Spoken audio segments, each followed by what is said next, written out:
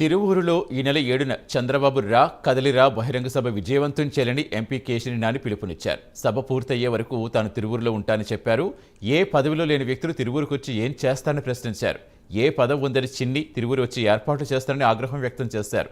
Tiruvuru TDP అభ్యర్థి దేవదత్ కాదని నాని స్పష్టం చేశారు.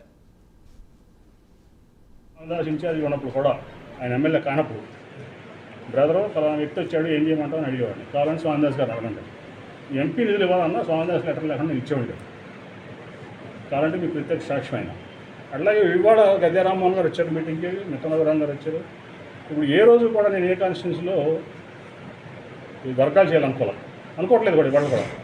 కాకపోతే ప్రజలు ఇప్పుడు ఎట్లా ఉంటాయంటే మనోభావాలు అనేవి నేను ఓటు పట్టవచ్చు, అందరూ ఓటు పట్టరు కదా. సో అదే ఇవాళ జరిగిన తర్కాణం సంవత్సరాల నుంచి రగులుతున్న కంపెనీ ఇది.